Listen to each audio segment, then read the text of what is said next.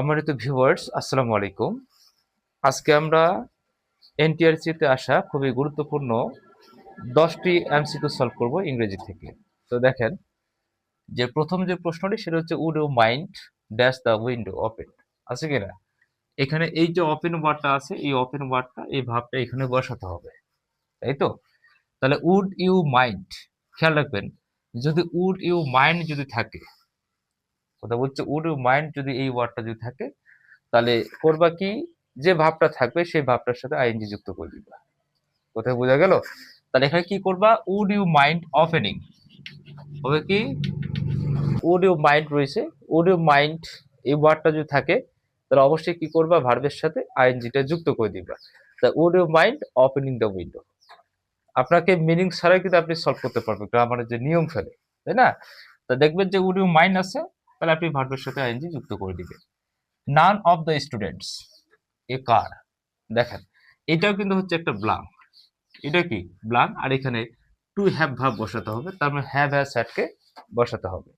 তার নান of the students, যদিও plural মনে হচ্ছে, কিন্তু যদি দেখেন যে নান অফ দ্য থাকে, তাহলে প্লুরালটা থাকা সত্ত্বেও ভাবটা আমাদের সিঙ্গুলার হবে। কি হবে? সিঙ্গুলার হবে। দেখেন আমি তো বললাম আপনাদের বললাম যে যখন আপনি একটা সেন্টেন্স কারেকশন করবেন বা ব্লাঙ্কে যখন ফিল আপ করতে যাবেন, তখন অবশ্যই ওই ব্লাঙ্কটাকে ফিল আপ করার জন্য একটা ক্লু দেওয়া থাকবে, যে ক্লুটার উপর ডিপেন্ড করে আপনাকে প্রশ্নটাকে সলভ করতে হবে। তো দেখেন, তো নান অফ দা যদি থাকে, তাহলে এই যে সাবজেক্টটা সিঙ্গুলার হওয়া সত্ত্বেও এখানে প্লুরাল হওয়া সত্ত্বেও এগুলো সিঙ্গুলার ভাব বসাতে হবে। তাহলে হ্যাভ এর সিঙ্গুলার ফর্ম হচ্ছে কি হ্যাজ, কি দিবা? Has. None of the students has a car, কথা বোঝা গেল? আচ্ছা, তো দেখেন এবার আমরা 3 নম্বর প্রশ্নটি সলভ করব, যে you had better a doctor. You had better, এই যে এটা হচ্ছে একটা ব্লাঙ্ক, এখানে সি এই ওয়ার্ডটাকে বা এই ভাবটাকে বসাতে হবে, তাই না? তাহলে এখানে কি ক্লুটা রয়েছে, এ ডক্টর ধরে তো আপনি কিছু পাবেন না, ইউ ধরে তো আপনি কিছু পাবেন না, তাহলে এখানে হ্যাড বেটার কি রয়েছে, had better, had better, had rather, would better, would rather, যদি এরকম কোনো ওয়ার্ড থাকে তাহলে এগুলো থাকলে অবশ্যই ভাবের বেস ফর্ম হবে। কি ফর্ম হবে? Base form. তা you had better see a doctor, see a doctor. আচ্ছা, এবার দেখো, everybody should, everybody should their old parents, প্রত্যেকের উচিত, এখানে উচিত অর্থে ব্যবহৃত হবে। Everybody should their old parent, এখানে লুক আছে, কি আছে বলুন তো? লুক আছে। তাহলে everybody should look their old parent, কেমন হচ্ছে না?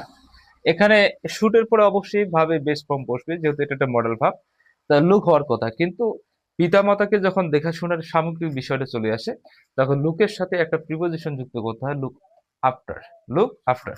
তাহলে এভরিবডি শুড লুক আফটার, এখানে লুক বসাবেন, সেই সাথে আপনি কি দিবেন? আফটার দিবেন। কি দিবেন? আফটার, মানে পিতামাতাকে দেখাশোনার অর্থে আপনি লুক আফটার এই ওয়ার্ডটাকে ব্যবহার করবেন।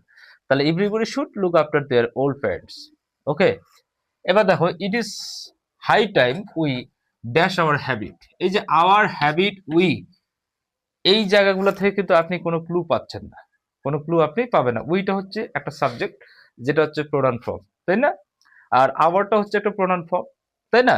আর হ্যাবিটটা তো একটা হচ্ছে অভ্যাস, এটা তো অবজেক্ট একটা, তাই না? এটা অ্যাডজেক্টিভ ফর্ম। তো যাই হোক, কথাটা হচ্ছে কি, যে উই আওয়ার হ্যাবিট, আছে কিনা?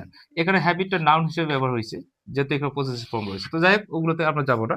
তাহলে উই আওয়ার হ্যাবিট, এইগুলো থেকে কিন্তু আমরা কোনো ক্লু পাবো না। ক্লু পাবেন কোথায়? It is high time, it is high time, it is high time, যদি এই ওয়ার্ডটা কোনো একটা সেন্টেন্সের মধ্যে থাকে, তাহলে অবশ্যই ভাবটা হচ্ছে past form, past indefinite form. কি ফর্ম? Past indefinite. তা চেঞ্জড, কি হবে এখানে? Changed. It is high time we changed our habit, কি হবে? Changed our habit. ঠিক আছে, এবার দেখেন আমরা 6 নম্বর প্রশ্নটাকে সলভ করব। 2 and 2 ড্যাশ 4, 2 and 2 ড্যাশ 4, এইকে দেখো, যে 2 এ 2 কত হয়? 4 হয়। এটা ইংলিশ ট্রান্সলেশন কি হবে, তাই না? আচ্ছা, যাই হোক, এই সেন্টেন্সটা যদি আমরা মনে রাখতে পারি, তাহলে 3 এ 3 6 হয়, সেটা লিখতে পারবো। 3 এ 2 5 হয়, সেটা তৈরি করতে পারবো। এরকম করে কিসে কিসে যোগ করলে কি উৎপন্ন হয় সেটা আমরা লিখতে পারবো, কিন্তু ভার্বের ফর্মটাকে স্ট্রং রাখতে হবে। যদিও মনে হয় যে 2 হচ্ছে একটা প্লুরাল ফর্ম, 2 হচ্ছে একটা প্লুরাল ফর্ম, আবার 4 হচ্ছে একটা প্লুরাল ফর্ম। তারপর আপনি মনে রাখবেন যে এইরকম কিছু যদি থাকে, আমরা তো এর আগে একটা অ্যান্ডের নিয়ম পড়ছি, যদি মাঝখানে অ্যান্ড থাকে তাহলে সাবজেক্ট প্লুরাল হওয়া সত্ত্বেও ভার্বটা ওভারঅল সিঙ্গুলার হবে। কি হবে? সিঙ্গুলার। তারপরে এখানে কি হবে? মেক্স হবে। কি হবে? মেক্স হবে। তা 2 and 2 makes 4। কি হবে? makes 4। কোথায় বোঝা গেল?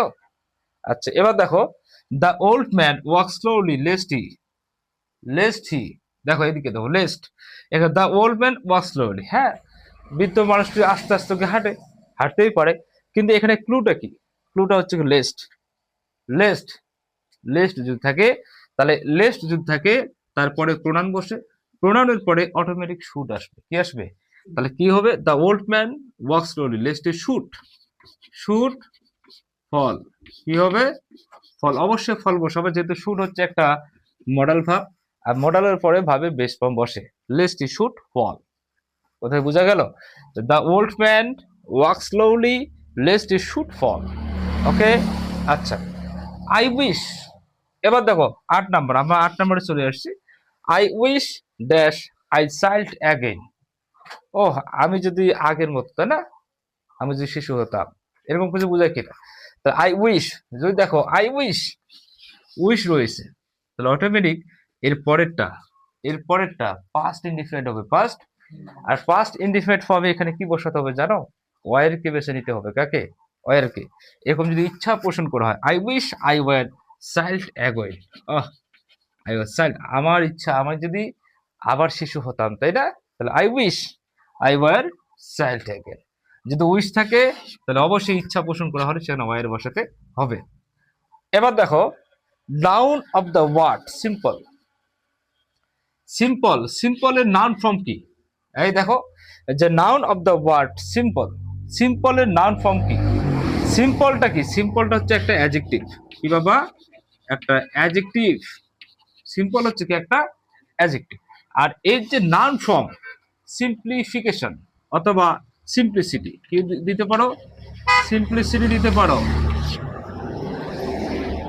দেখো, এর যে নাউন ফর্মটা সিম্পলিসিটি দিতে পারো, অথবা সিম্পলিফিকেশন দিতে পারো। কথা বুঝছো? তাহলে simplicity, noun of the word simple is simplicity দেওয়া যায়। He is so weak that he can not walk. সে এতই দুর্বল যে সে হাঁটতেই পারে না, তাই না? তা he is so weak that he can not walk. সে এতই দুর্বল যে সে হাঁটতে পারে না। তবে সিম্পল করতে হবে। কি করতে হবে? সিম্পল।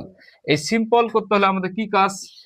তাহলে এখানে হি ইজ, এই যে সো আছে না, নেই, এখানে ডাবল টু লাগে, টি ডাবলও লাগিয়ে দিবা। He is too weak, too weak. তবে দ্যাট হি ক্যান নটটা উঠে যাবে, to walk. He is too weak to walk. Okay, he is too weak to walk. এভাবে করতে হবে। সম্মানিত ভিউয়ার্স, এই হচ্ছে আজকে আমাদের, বিশেষ করে আজকে আমাদের, তাই না, এই যে 10টি গুরুত্বপূর্ণ এনটিআরসিতে আসা প্রশ্ন সমাধান। এইভাবে প্রতিনিয়ত আমরা 10টি করে ইংলিশ সলিউশন করব। আপনারা পাশে থাকবেন। আজকে এই পর্যন্ত। আল্লাহ।